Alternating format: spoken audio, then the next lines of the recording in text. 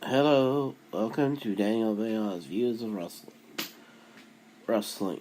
I'm sorry, I have a sinus infection, so I wasn't sure if I was talking loud enough, so I had to say the last word again.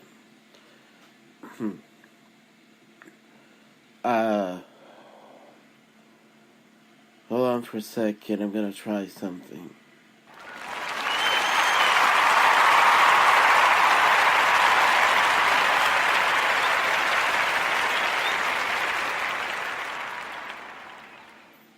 Okay, I don't know if you can hear this or not, but I had just pressed an applause button, and that's why I had to be quiet, because I wasn't sure if it was working or not.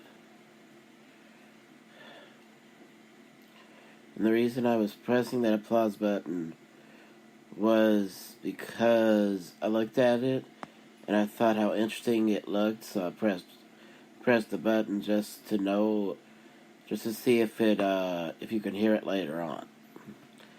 Alright, I found Monday night, in fact, I really didn't see much of SmackDown Live Tuesday because of NCIS. Plus, they had wasn't a battle royal, but it was a Halloween themed match. So during that match, we kept it primarily on NCIS because of the skeleton being around, and I don't know why, but skeletons freak me out. So that's why I have to stay clear of them. So I can't really talk much about SmackDown Live right now, but I can talk about Raw. The one thing I wanted to talk about was how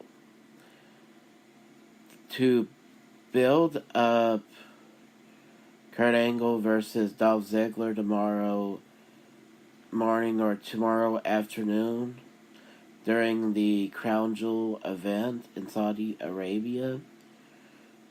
Dolph Ziggler cut a promo saying how we know he's the best performer ever, or the greatest performer ever, to walk down the aisle and to wrestle in that ring. And to be honest with you, because he had only been in the WWE ever, and it goes all the way back to being in their developmental territory at the time called OVW, so tell you the truth, that's something we don't know, because look at all the people he grew up watching, and even I grew up watching. That'd be Ted DiBiase, and then the wrestlers that I did not get to see until I was an adult, and that's Terry Taylor, the Red Rooster. Now, the character name, the Red Rooster, is embarrassing for Terry Taylor, because he's like really he was really a top talent for so many years. And behind the scenes, he actually can teach a lot of people how to wrestle and how to talk, which is what he does do. I don't know how much physicality he does, but he does teach them how to talk, how to cut a promo. He teaches one level, Shawn Michaels teaches the second level. So when you talk everything he can do in the ring, Dolph Ziggler, I really don't think he could touch Terry Taylor when Terry Taylor was younger. So all I can say is that's why it's great that it is a show, because everything in that realm of talking is what we call subjective. That's all a person's opinion. It's not a fact. I mean, even when you watch something that matters like sports, it's still a person's opinion. So that's why we don't leave it up to the fans. We leave it up to the experts to say who really the greatest is. And What I will say is how interesting it was that they let Baron Corbin hold the title, and he even got to cut a promo saying how good he thinks the Universal title looks on his shoulder, and how I thought it was even more interesting that they didn't show him get reprimanded by Stephanie or anybody in the back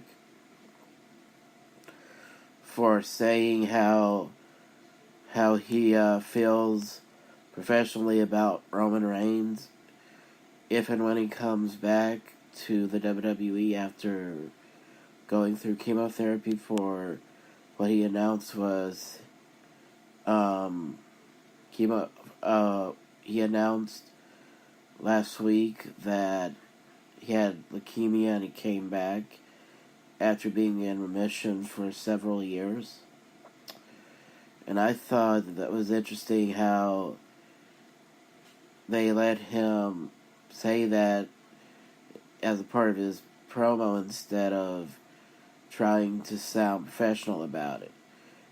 However, he was nice enough to say he personally hopes that he comes back and that he can beat leukemia. I liked that part because of the humanity it shows.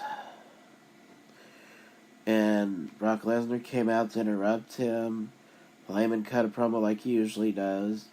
And Strowman came out and cut a promo himself. And Corbin, instead of getting on the microphone and saying, "Guys, settle down, we need to keep this, just save it for this Friday," what happens? He touches Strowman. Strowman, I think he might have picked him up and pushed him to the left, or to the back, or behind himself. And what does he do? He decides to take a cheap shot at Strowman. So I believe that's what helped set up. That helped set up not only in the segment, but set up the program or the match between Lesnar and Strowman for the vacant Universal title tomorrow afternoon in Saudi Arabia. And what I liked even more than that was how he set himself up for that. He gave a running power slam to Strowman in front with himself pointed straight at Lesnar, and then he turned his back on Lesnar with the power slam. So that helped set him up for the F5. And the scariest thing about Lesnar, as I told my dad, is the ability not just to do that to Strowman, but the ability to put a grip around the Big Show's back and throw him over his head with a belly-to-belly suplex at ease. That's the most scary thing about Brock Lesnar. The first match, after they show pictures of Evolution pay-per-view, was how Lashley lost to Finn Balor with the roll-up. And I'm not amazed that Lio Rush is a manager. I'm amazed he's a manager for Lashley, because they really don't match. But because this is so rare that Vince will use somebody as a manager, that's why they had to put him with Lashley. That's about the only person that Vince probably thought he needed to manage. The biggest mistake, though, in the storyline was Lio Rush actually cost Bobby Lashley the match, but in the post-match assault, they just wanted to embarrass Finn Balor. So it's really going to be interesting to see what happens, not just tomorrow afternoon on Saudi Arabia, but also what happens this Monday coming. And this past Monday night, after the post-match assault on Finn Balor, they also did a commercial letting everybody know how the tickets for WrestleMania 35 are going to be on sale. It's going to be November 16th. So 2 weeks from tomorrow, fans everywhere can get tickets for WrestleMania. I believe they're going to go back to, I'm going to be honest, with the sign of WrestleMania, you can't really tell, but if I'm not mistaken, I think they announced that it was going to be in Dallas, Texas. So it's possible. No, I'm sorry. They're making their way back to where WrestleMania started. Madison Square Garden, I believe. Or if not Madison Square Garden, it's going to be New York, New Jersey. So that's going to be interesting. And speaking of that, part of my format was to talk about news, and there's one news item I wanted to talk about, and that is, it looks like fans can start voting on Hall of Fame class starting in January as a part of a new tier system for the WWE Network, and if that is a fact, and it's not speculation anymore, I can't wait to do that because it's, to me, that makes it even more exciting. Anyway, let me go back to talking about the show.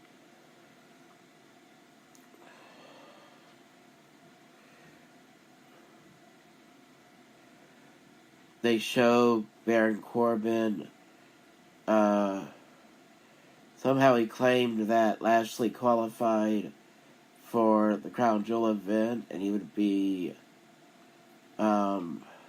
placing John Cena, who did not qualify. And I'm still not sure why he's not going, because there's so many different websites to look at. But I read that he could not go to Saudi Arabia after, which makes sense, because he said that after they killed that journalist in Saudi Arabia, he couldn't live with the fact of going. So, if that's the reason, then I can understand why, but at this point, I really don't know. I just have to go with what I read. Hold on. I'm gonna have to come back. Hold on.